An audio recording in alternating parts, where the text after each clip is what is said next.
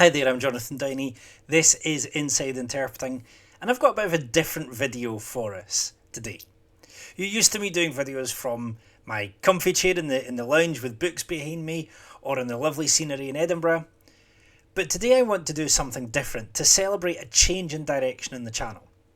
So far the channel has talked about interpreting in very general terms. We've talked about the theory and practice of interpreting and all the different things that go into interpreting in general. From now on, this channel is going to concentrate on multilingual church and how interpreting can be used in churches. I know that's a big change, I know that's a big shake-up, I hope you'll come with me, but to celebrate that I'm doing the very first public outing of a webinar that I've been doing for Christian organisations on how to build multilingual churches. And it starts right now. So, the first thing that I want to say, and the reason why this webinar is called How Any Church Can Become Multilingual, is that any church can become multilingual. It doesn't matter where you are, it doesn't matter the facilities you have or the budget that you have. There are options for every church to become multilingual, if that is something that is needed in your church. And so it's my honour, and really something that I'm so pleased to be able to do, to give you the information that allows you to pick the techniques and the mechanics for your specific church. But as I'll say in the final third of the webinar, those mechanics on their own aren't enough and will never be enough. Simply knowing the different ways to provide multilingual church isn't going to be enough to do it well, and we'll explain at the end what it takes to do multilingual church in a way that's sustainable and that brings good results. And it starts here with this verse. After this I saw a vast crowd, too great to count, from every nation and tribe and people and language, standing in front of the throne and before the Lamb. They were clothed in white robes and held palm branches in their hands, and they were shouting with great roar, "Salvation comes from our God who sits on the throne and from the Lamb." The vision of multilingual church is nothing else but this: to see people from every tribe and nation and language praising God, not in their own individual churches, but together in one place and with one voice. That's a biblical vision of church.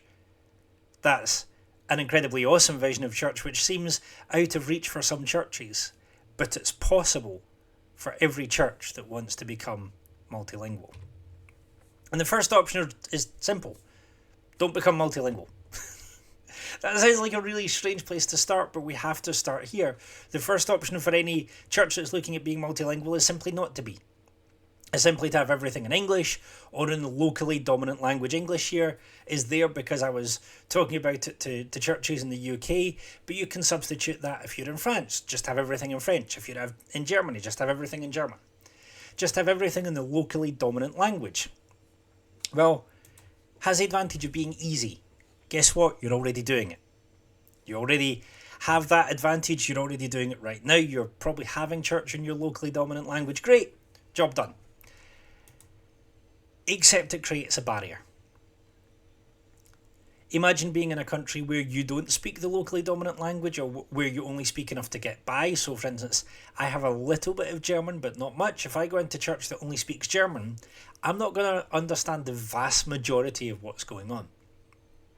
The choice to only have German in that case, whether the church realises it or not, excludes me because I'm not a fluent German speaker. When we choose to have services only in the locally dominant language where we're in multilingual communities, that means that we are, whether we like it or not, excluding people who don't speak that language fluently. Is that something that we want to do? Is that something we can afford to do? Well, that will be up to the individual church. And really we have to realise that our actions speak far louder than our words. If we say we love the people in our multilingual communities, yet we're not ready to become multilingual, our actions are going against the message that we're giving people. Are we really ready to become multilingual and to love people for where they are? Or are we simply hoping that they will somehow catch up and learn the local language? I've heard people say, oh, they're going to learn English or French or German or Spanish anyway, so why not make church a place where they can learn that language? Well, first, God never gave churches a mandate to be language schools. And secondly, is that loving? Is that caring? Or is that putting our interests and our ease and our comfort first, rather than putting reaching people with the gospel first. It's a question that we have to ask. The second option is simply to have different services in different languages. This seems to be becoming increasingly popular. It's a well-known response to multilingualism. It's a well-known response to multi-ethnic societies, but does it work? Well, on the one hand, yes it does. It creates space for everyone, it allows different worship styles for everyone, and suddenly people who speak languages have a place they feel they can be in a new country, and that can only be a good thing. But these spaces are separate. We're not saying we're creating a space where you can feel at home with people in this country too. We're segmenting people off. We're saying you're separate even if you're really equal. This separate but equal idea underlies the different services in different languages and can end up creating exclusionary practices even if we don't mean to. When we have different services in different languages, we're creating the message that somehow the speakers of different languages are so fundamentally different that they cannot meet together. There are three models to choose from if we want to have different services in different languages, and these come from the multi-ethnic church literature. First, you can simply have a church that has a building and rents out space to people who speak a different language. It's a win-win for both sides. The minority church, if you like, gets space where they can meet an understanding landlord, because the landlords are themselves a church, they know the demands of churches, and the more established church in the locally dominant language gets some extra cash. Seems good for everyone. But this kind of client relationship can reduce the possibility of the two churches having it being on good terms. It means that as soon as the space is no longer available or the minority church want to move, the relationship just stops. It's a purely utilitarian financial relationship and has nothing really to do with building the kingdom of God. Where we can move from renting, from this client relationship, to space sharing. The two churches can own a building together and share space. But there's at least one example in the literature where you had two churches sharing space and you even had the two leaders getting on well, but there was no understanding of the two cultures in which the different churches lived, and so when they did come to meet together, there were problems.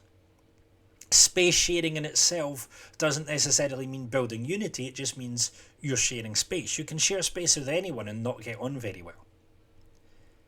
So the third model, and this is the one trumpeted in the multi-ethnic church research, is for the two churches to have a joint leadership team. For the leaders to work together, for it to be part of one bigger church. So it's not several churches meeting in the same space, it's one church meeting at different times in different languages. Well, when we look at the multi-campus model, this seems sustainable. Except how far does this co-leadership go down the tree? You could have the leaders saying that they're leading together, but is there a different status between the leaders of the different congregations? Is one leader higher than the others? Is it truly co-leadership, or is it just hiring someone for an outreach position? Secondly, does this co-leadership lead to any sort of changes in everyday life in the church? Are the people from the different churches ever meeting each other and getting to know each other? Or is it just simply you have co-leadership where leaders of different churches happen to have built an organisation together, but nothing further down ever changes? Co-leadership is by far the best option for different services in different languages, but I would wonder how effective different services in different languages is in building real Christian unity. Not the kind of unity of you meet across the street and we shake hands sometimes, but unity in terms of we're walking this path together and we're modelling Revelation style linguistic unity every Sunday. I don't think that's necessarily going to happen if you have different services in different languages. Realistically, anything apart from co-leadership leads to the creation of new churches. It's a church plant, not a ministry of an existing church. And even with co-leadership, unless there's equal status and equal participation in the growth and life of both churches or all the churches, you're likely to end up with creating a new church anyway.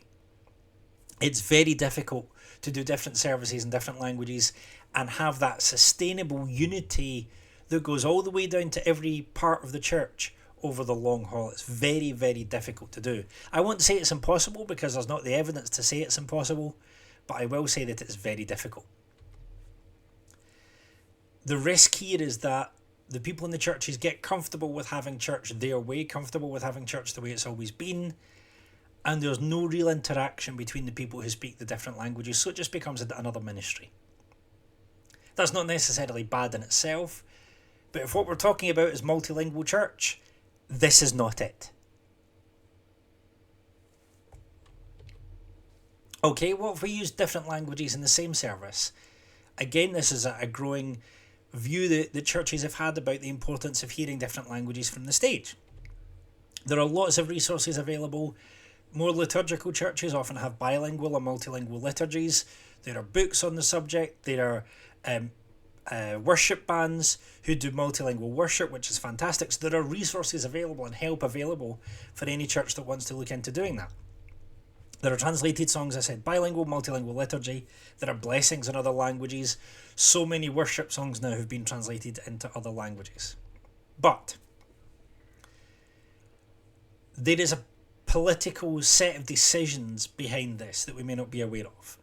If, for example, one language is always used in prayer but never used in preaching, then people could get the idea that some languages are prayer languages and some languages are preaching languages. If we have someone sharing a story in a language, but the announcements are always in the same language, then people start to read the symbolism of where languages are used in church.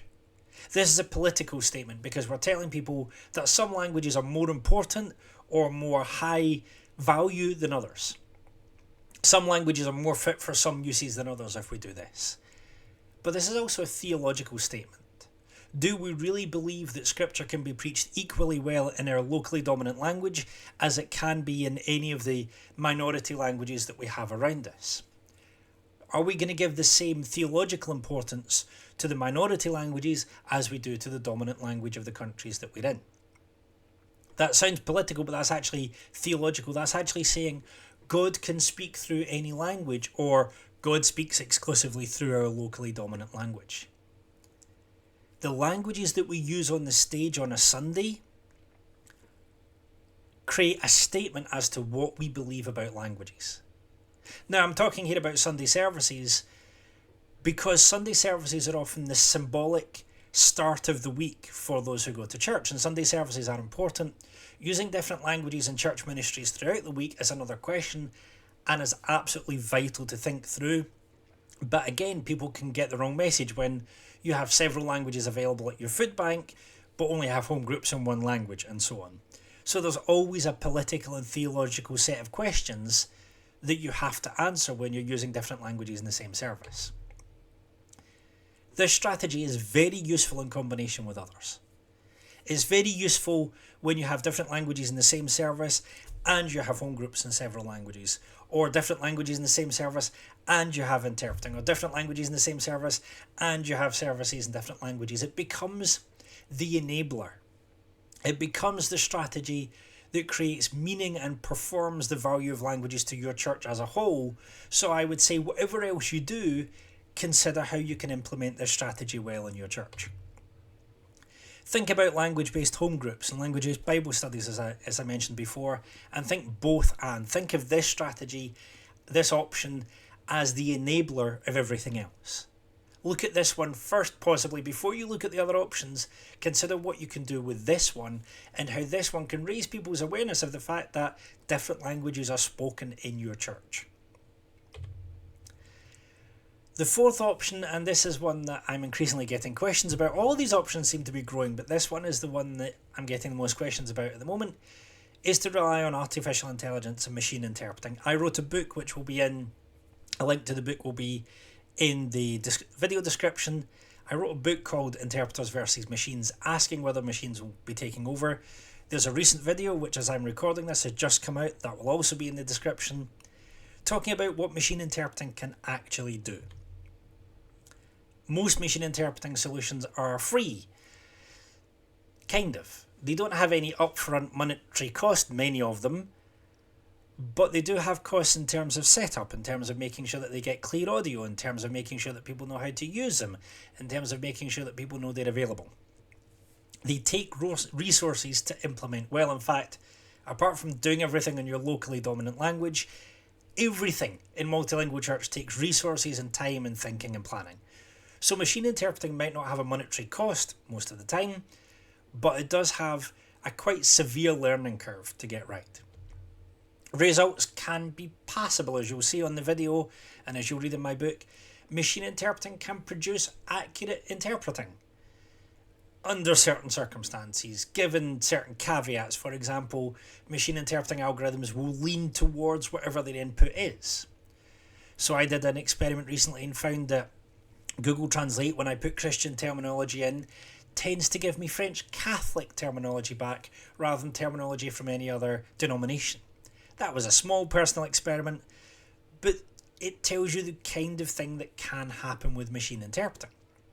The results can be okay, so long as you don't mind not having intonation, so long as you don't mind not having emotion, so long as you don't mind not having someone make intelligent decisions as to what people already know and don't know, making intelligent decisions as to what is offensive and not offensive in this particular language. The results are accurate, but accuracy is not the be-all and end-all of interpreting. There's no need for volunteer or paid resources to provide the interpreting. Kind of, there is a need for volunteer resources to set it up, to train people on how to use it, to make sure people know it's available, to make sure that the sound is set up properly so that it gets clear sound, and so on. Machine interpreting tends to reduce people's perceived language barriers. They tend to think that there are fewer language barriers if they can grab their mobile phone, mine is charging right now, and just get something that looks like interpreting. That can be good in that it's going to start conversations that otherwise wouldn't happen. Certainly around things like church meals and fellowship after the service, that can be great. It reduces exclusion. But it can also tend to be bad because people can walk into cultural mistakes without realising that they're going there, whereas a human interpreter might be able to dig someone in the ribs and say, it's best if you don't ask that question. People tend to assume that having the right words is all it takes to be able to communicate well, and that's not true. That simply is not true. So it's going to create more conversations. It's also going to create more opportunities for things to go quite annoyingly wrong. And if it does go wrong, when it does go wrong, how is anyone going to know? When is the first sign that you're going to know that there's been a problem with machine interpreting? When someone is already offended. It's the unspoken reality of machine interpreting is the first time that you know it's wrong, it's already too late to fix it. The accountability is simply not there with machine interpreting solutions. Okay, we've looked at other options. What about using interpreters from your church? That sounds like a good option. It's by far the most common option that I've seen. I'm currently doing a global survey. If you would like to be part of that survey, I don't want to make the link public because I want to look after data quality. Drop a message in the comments and I will show you where to get that. It takes 5 or 10 minutes. Interpreting of any sort keeps everyone in the same space, mostly, and can foster community. So no matter how you do interpreting, it enables people to experience the same church service together, whether that's in the same room or whether that's online. Everyone is in the same in-person or virtual space. And that fosters togetherness, that fosters community, that helps people feel like they're together. In-house interpreters, so church interpreters from your own church, tend to be affordable. In fact, they tend to be free, they tend to be volunteers. That's a very good thing for churches on a small budget. They know how things work. They've probably got enough experience of your church to know the different words you use and how you use them, to know the preacher's favourite phrases and sayings and so on. And they know the layout of your service, they know what the order of service is going to be, they probably know the songs that you're singing and so on, so they're very familiar with the context. But choosing interpreters inside your church isn't easy, especially if you don't speak that language. It's a truism, but it's important to remember that the reason why interpreting exists is because people don't speak the other language. So that means that they're not in a position to judge the quality of the interpreting in that other language. And so how do you choose interpreters? Well, look for people who already have a leadership position in that community or coming into your church. Look for people who you can have a good conversation with in the locally dominant language. look for people who are already showing an interest, perhaps get talking to people, see who already has a preaching or a leadership or an interpreting background. There isn't a golden rule that you can use every time, but there are guidelines that you can follow and tests that you can do to make this work. And as I said, tests that you're doing to make things work. Checking that in-house interpreters are good is a bit of a minefield because no one wants to tell tales on their home group leader or on their friend or their family member. Checking that interpreters inside the church are good is very difficult to do. It's possible.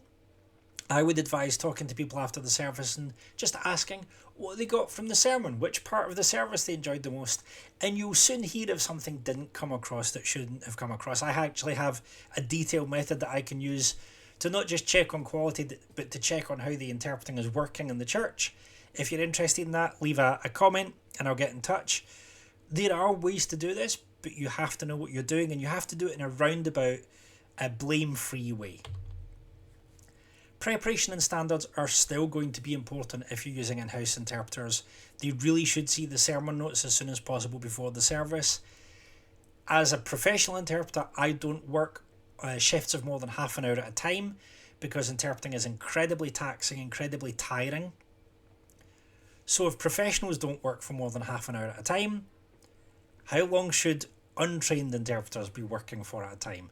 I'll leave that with you, but certainly think about not just having one interpreter per service, but having a couple to give them a break and to keep quality going well.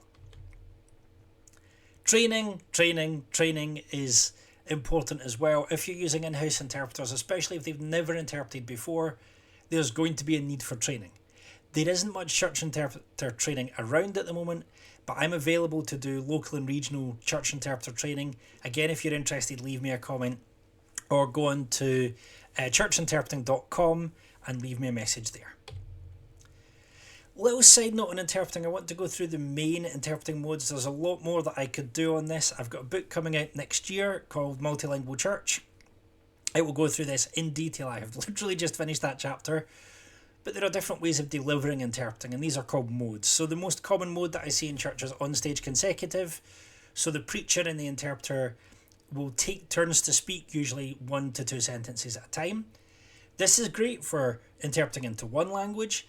It's doable for interpreting into 2 languages if you have a good sound technician who knows how to split sound.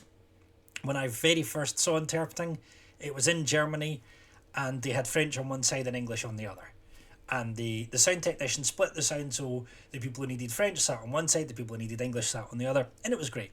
You can get to 1 to 2 languages maximum with on-stage consecutive. Any more than that and it stops working. It's wonderful for visibility.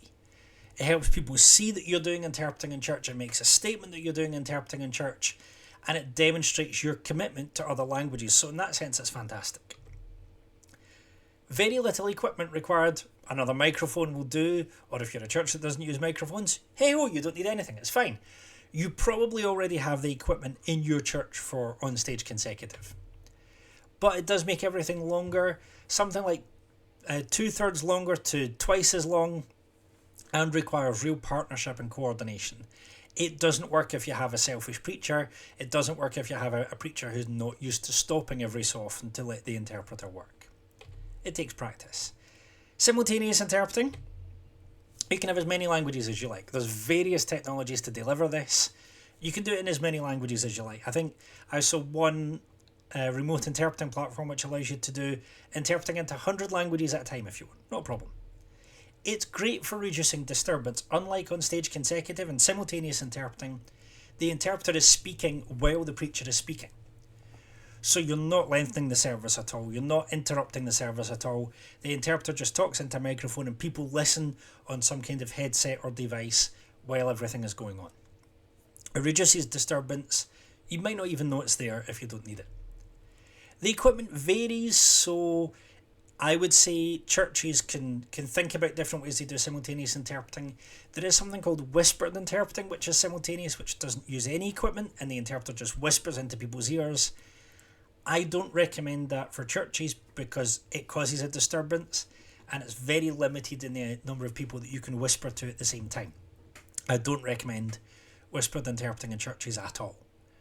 So for standard, technologically enhanced simultaneous interpreting, the equipment varies, but with current tools and with things like Zoom, you could go down to as little as one laptop per language with headsets and microphones and some kind of receiver for people to pick up the interpreting on. So a smartphone or any internet enabled device, or if you're using traditional interpreting equipment, they would need an infrared unit and so on.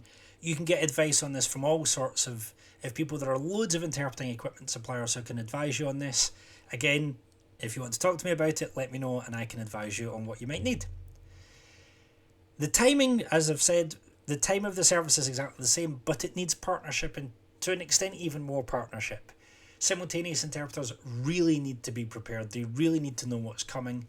They really need to work with another interpreter. And there really needs to be an understanding on the part of those speaking in front of the church about the importance of speed, about the importance of pausing and intonation and so on.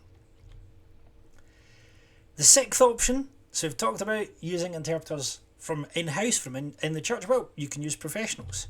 Professional church interpreters do exist. There are a few of us. This drastically lowers the volunteer time requirement. You don't need to find people in your church and train them up. You use people who are already trained. It's great. You get all the benefits of using people from inside your church, but now the people delivering the interpreting are actually trained to do the job. So they know what they're doing, they're familiar with the equipment, they're not going to be worried about how does this work and so on. They'll just get on with it. There will be much lower or almost no need to train on technique or the technology because they're already using it. It's fine, they're used to it. But it's the most expensive option.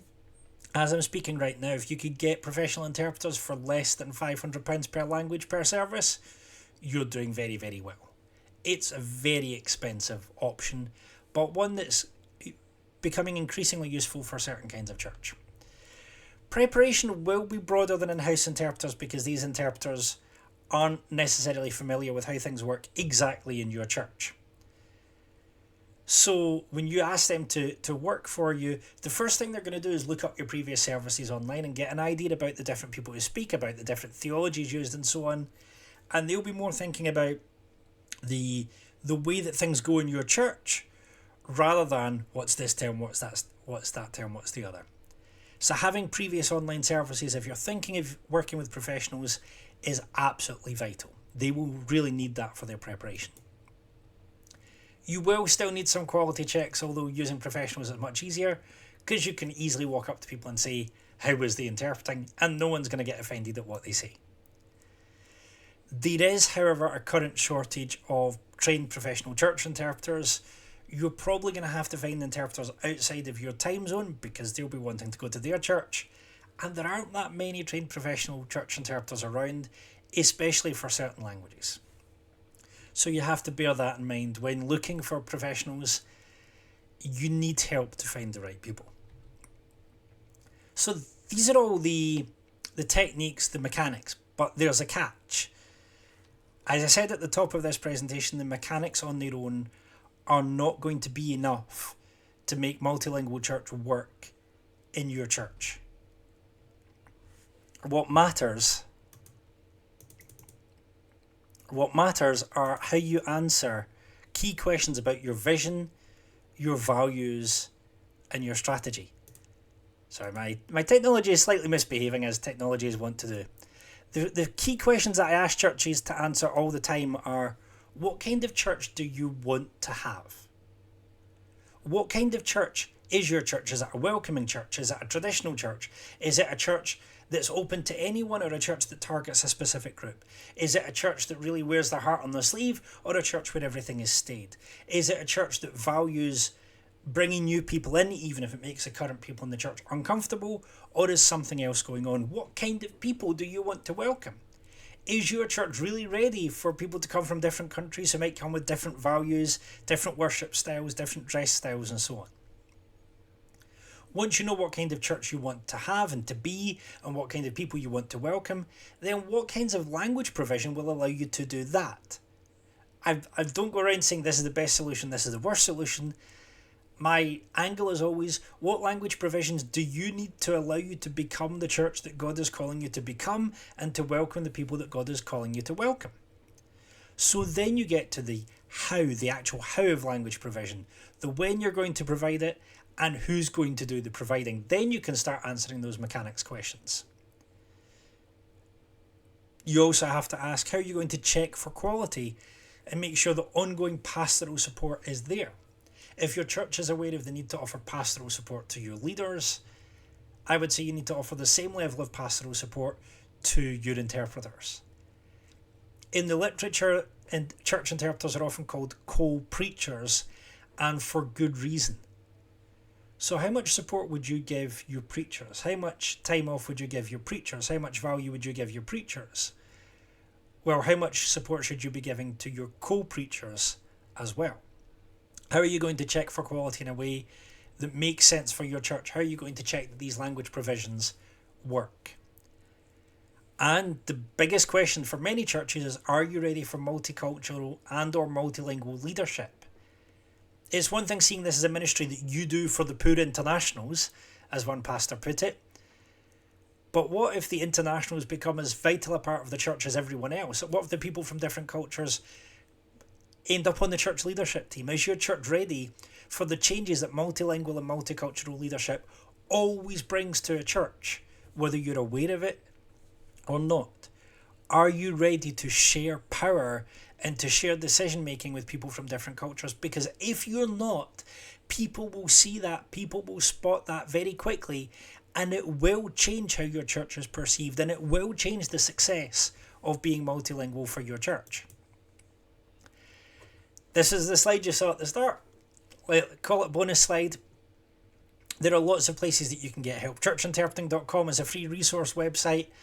You can go on there and you can get help with all aspects of church interpreting. There will be some more articles on multilingual church going up soon. Interaxio.io, I'm not saying this as a go and buy their services, but what I'm saying is they are the only remote simultaneous interpreting provider that I know that are specifically targeting the church sector. This is not a personal recommendation. This is just a fact, an awareness raising thing telling you that they exist.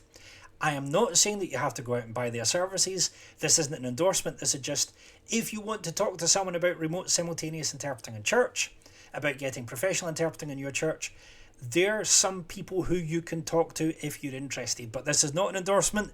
This is not a recommendation. I'm just saying they're the only people in that space who are targeting churches. So it's worth knowing that they exist. And if you want some completely independent advice, I'm not paid by anyone, I'm not receiving kickbacks from anyone, drop me an email. My email address is there. Drop me an email and I will give you all the help I can. At the moment, I still have a special offer on that I'm offering a free 6-month consultancy package. It's about 4 or 5 Zoom calls for 2 or 3 churches, and that's it. Once I've done 2 or 3 churches, I have to close that offer, and that offer is going to be that you get free consultancy for 6 months, and then I write it up both as research and as a case study on my website. So that's the conditions.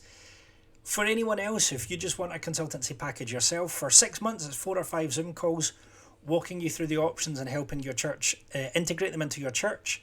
That's £500. I also have a 1-year package which is £2,000, which means that I come and visit your church on more than one occasion and talk to the people there and do some on the ground work with your church over that year, as well as the Zoom calls. If you're interested in either of those packages, or you just want some free impartial advice, drop me an email and I will chat through your options with you. There is help available. It is possible to do this right, and I hope you've really enjoyed this webinar. If you have any questions, let me know in the comments or drop me an email. This is Dr. Jonathan Diney for Inside Interpreting. Thank you very much.